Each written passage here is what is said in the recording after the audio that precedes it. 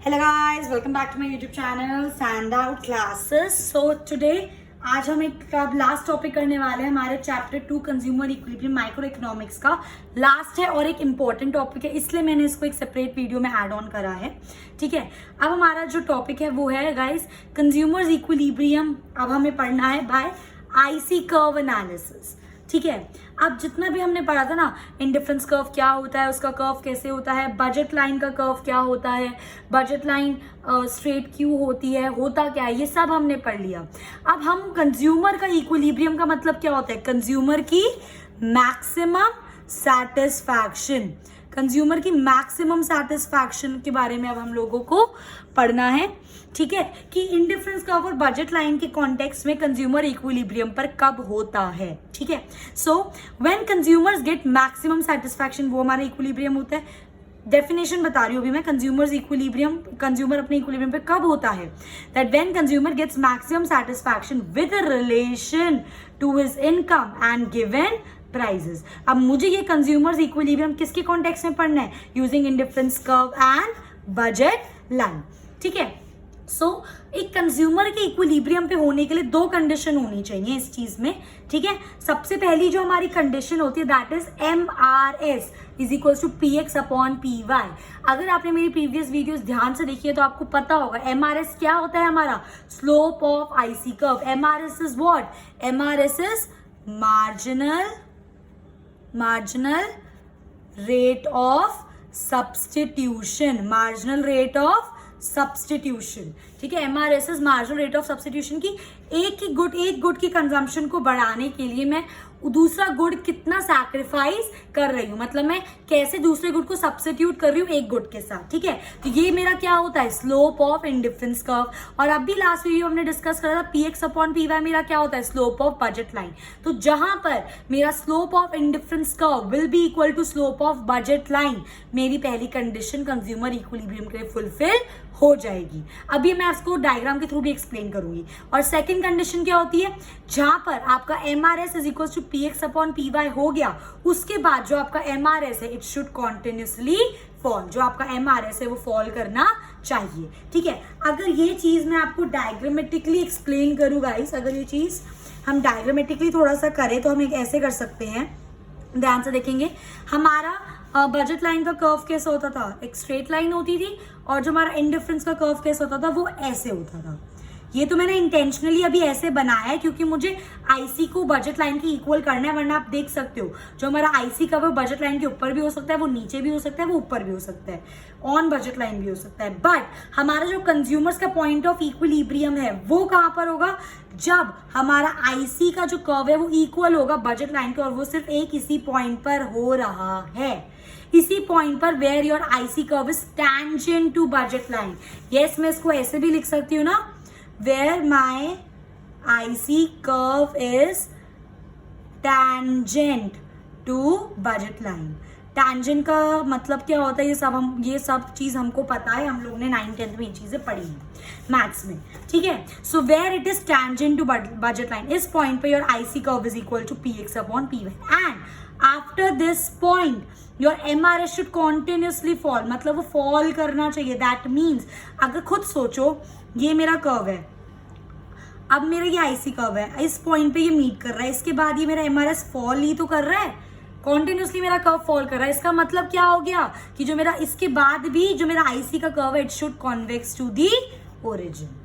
आई hope ये चीज आपको क्लियर हो गई होगी। तो हमारा एक कंज्यूमर इक्विलिब्रियम पे तब होगा when your MRS will be equal to PX upon PY। MRS क्या होता है, slope of IC curve is equal to slope of budget line, और slope of IC curve will be equal to slope of budget line when your IC is tangent to budget line, and after that आपका IC जो curve है बिल्कुल ऐसा ही जाना चाहिए और MRS should continuously fall, ताकि वो जो आईसी कर्व है वो क्या हो, कॉन्वेक्स टू दी ओरिजिन हो।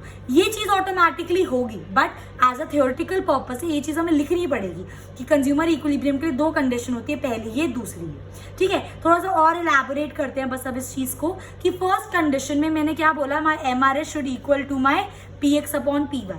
अब इसमें दो सिचुएशन हो सकती हैं, when my MRS is greater than PX upon PY तब हम इक्विलिब्रियम पे नहीं है, और when MRS is less than PX upon PY तब भी हम इक्विलिब्रियम पर नहीं है।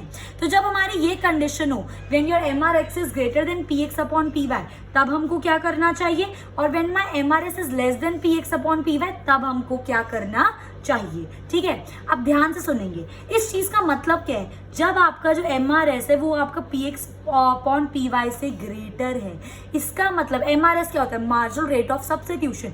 इसका मतलब अगर मुझे एक कमोडिटी को कंज्यूम, उसकी कंजम्पशन बढ़ानी है, तो मैं दूसरी कमोडिटी को ज्यादा से ज्यादा सैक्रिफाइस करने के लिए तैयार हूं, तभी तो मेरा जो रेट ऑफ सब्स्टिट्यूशन है वो ग्रेटर है। समझ रहे हो, और इस रेट ऑफ सब्स्टिट्यूशन को ग्रेटर है मुझे लाना है बराबर, तो इसका मतलब मुझे क्या करना है, देखो अब PX अपॉन PY को हम चेंज नहीं कर सकते, ये हम इसका रेशियो कांस्टेंट लेके चलते हैं। ठीक है, पर अगर मुझे इसको इक्विलिब्रियम पर लाना है तो मुझे MRS को क्या करना पड़ेगा, कम करना पड़ेगा, और आपका रेट ऑफ सब्स्टिट्यूशन जो आपका MRS है वो कम कब होगा, जब आप X को और ज्यादा से ज्यादा कंज्यूम करोगे। समझो क्यों ऐसा होगा, क्योंकि जब हम X को ज्यादा से ज्यादा कंज्यूम करेंगे तो एक ऐसा पॉइंट आएगा, क्योंकि देखो ना X की मैं कंजम्पशन क्या कर रही हूँ, बढ़ा रही हूँ, तो मेरी MU of X continuously fall हो रहा है। वही आपका LDMU, law of diminishing marginal utility, जो हमने पढ़ा था, जितना ज्यादा हम कंज्यूम करते हैं उतनी ज्यादा हमारी सेटिस्फैक्शन कम होती रहती है। तो इस पॉइंट पे मैं X के लिए Y को कितना भी सब्स्टिट्यूट करने को तैयार हूँ। अगर मुझे ये चीज को कम करना है, मुझे सब्स्टिट्यूशन कम करना है, तो मुझे ज्यादा से ज्यादा X कंज्यूम करना पड़ेगा। क्यों, जितना मैं ज्यादा X को कंज्यूम करूंगी मेरा सेटिस्फैक्शन कम कम कम होता रहेगा, और जैसे ही मेरा सेटिस्फैक्शन कम कम कम होता रहेगा उसी तरीके से फिर मैं अपनी सब्स्टिट्यूशन भी क्या कर दूंगी, कम कम कम कर दूंगी। आई होप ये चेन आपको समझ आए। ठीक है, तो जब आपका MRS ग्रेटर हो, इट मीन्स हमें X की कंजम्पशन को और ज्यादा बढ़ाना है, क्योंकि जितनी ज्यादा मेरी X की कंजम्पशन बढ़ेगी उतनी ज्यादा मेरी मार्जिनल यूटिलिटी कम होगी जो मुझे X से मिल रही है, और मार्जिनल यूटिलिटी जब आपकी कम होगी तो आप सैक्रिफाइस भी तो कम करोगे फिर, और मुझे सैक्रिफाइस ही तो कम करना है यहाँ पर। जब मैं सैक्रिफाइस कम करूंगी तो ऐसा पॉइंट आएगा where my MRS will equal to PX upon PY। तो यही चीज है, it means that consumer is willing to sacrifice more of good Y. हम ज्यादा से ज्यादा गुड वाई सैक्रिफाइस करने को तैयार हैं X के लिए। तो अगर हमें सब्स्टिट्यूशन को अपना कम करना है तो consumer should buy more of good X। वो जितना ज्यादा गुड X खरीदेगा उसकी सेटिस्फैक्शन, उसकी मार्जिनल यूटिलिटी उतनी कम कम कम होती रहेगी, तो वो जितनी कम कम कम होती रहेगी तो उतना कम फिर अपना वाई को सैक्रिफाइस करना चाहेगा, और जब वो सैक्रिफाइस कम करना चाहेगा तो ये आपका इसके बराबर एक पॉइंट पर आ जाएगा। सिमिलरली इसका उल्टा है यहाँ पर, when your MRX is less than PX upon PY। इसके अंदर क्या है गाइस, इसके अंदर ये है आपका, इसका मतलब क्या है कि हम कम सब्स्टिट्यूट कर रहे हैं। अगर मैं X को कंज्यूम कर रही हूँ तो मैं कम Y को सब्स्टिट्यूट करना चाह रही हूँ, जैसे कि it means that consumer is willing to sacrifice less of Y for good X। कम वो कर रही हूँ मैं। ठीक है, तो इस चीज को सही करने के लिए consumer should buy less of good X। कैसे, लॉजिक लगाओ। ठीक है, अब यहाँ पर मैं कम सब्स्टिट्यूट करना चाह रही हूँ, कम सब्स्टिट्यूट कर रही हूँ मैं। अब मुझे क्या करना है, सब्स्टिट्यूशन को थोड़ा बढ़ाना पड़ेगा ताकि ये चीज इसकी इक्वल है एक पॉइंट पर, क्योंकि ये कम है। सब्स्टिट्यूशन को मुझे बढ़ाना है तो सब्स्टिट्यूशन तभी बढ़ेगा जब हम एक गुड की कंजम्पशन कम करेंगे। क्यों, रीजन समझो, क्योंकि जब हम एक गुड की कंजम्पशन को बढ़ा रहे हैं गाइस, तो आई एम सो सॉरी, जब हम एक गुड की कंजम्पशन को कम कर रहे हैं तो जो हमारे अंदर की है ना उत्सुकता होती है ना उस चीज को और कंज्यूम करने की, और ज्यादा कंज्यूम करने की। ठीक है, तो जितना ज्यादा मैं गुड X कम करूंगी मैं उतना ज्यादा एक पॉइंट ऐसा आएगा उसके बाद कि मुझे उसको कंज्यूम करना होगा, और जब मैं उसको कंज्यूम करूंगी तो मैं उसको सब्स्टिट्यूट करूंगी। आई होप ये चीज समझ आ गई। अगर नहीं आई तो ऐसे समझो, एक और बारी वाला कॉन्सेप्ट समझाती हूँ। जब मेरा MRS कम है PX अपॉन PY से, इसका मतलब क्या है कि मैं कम सब्स्टिट्यूट कर रही हूँ। अब मुझे सब्स्टिट्यूशन को अपना बढ़ाना है तभी तो वो बराबर आएगा। इतना तो मुझे समझ आ गया कि मुझे अपना क्या करना है, मार्जिनल रेट ऑफ सब्स्टिट्यूशन बढ़ाना है मुझे अपना सब्स्टिट्यूशन। अब ध्यान से समझो, सब्स्टिट्यूशन आपका कब बढ़ेगा। देखो ये मेरा एक इंडिफरेंस कर्व है, ये मेरा इंडिफरेंस कर्व है। ठीक है, अब मैं क्या कर रही हूँ, मैं गुड X को ना कम कर रही हूँ। मैं गुड X की जो कंजम्पशन है उसको कम कर रही हूँ। मैं गुड X की कंजम्पशन को कम कर रही हूँ। इसका मतलब क्या, अगर मैं गुड X की कंजम्पशन को कम कर रही हूँ तो गुड Y को ज्यादा कंज्यूम कर रही हूँ। ऑब्वियसली बात है, एक ही कम करो तो दूसरे की बढ़ाओगे। इसका मतलब क्या है, मैं गुड Y को ज्यादा कंज्यूम कर रही हूँ तभी तो मेरी गुड X की कंजम्पशन कम हो रही है। ठीक है। तो मैं गुड वाई को अभी इस टाइम पर ज्यादा कंज्यूम कर रही हूँ। एक पॉइंट ऐसा आएगा क्योंकि मैं गुड वाई कंज्यूम करे जा रही हूँ, तो मेरे को जो सेटिस्फैक्शन मिल रही है वो कम होती जा रही है। तो जब मेरा गुड वाई से मन भर जाएगा तो अब मैं क्या कंज्यूम करना चाहूंगी, गुड एक्स कंज्यूम करना चाहूंगी। तो जब मैं गुड एक्स कंज्यूम करूंगी तो मैं फिर वाई को सैक्रिफाइस ज्यादा करूंगी, समझ रहे हो? क्योंकि गुड एक्स अब मुझे कंज्यूम करना है, मेरा वाई से मन बढ़ गया तो मैं वाई को कितना भी सैक्रिफाइस कर सकती हूँ गुड एक्स को कंज्यूम करने के लिए। इसलिए अगर आपको अपना रेट ऑफ सब्स्टिट्यूशन बढ़ाना है तो आपको अपने कंजम्पशन ऑफ गुड एक्स को क्या करना पड़ेगा, कम करना पड़ेगा। आई होप अब ये चीज आपको क्लियर होगा। ये वाला केस एग्जैक्टली इसका उल्टा है, ठीक है।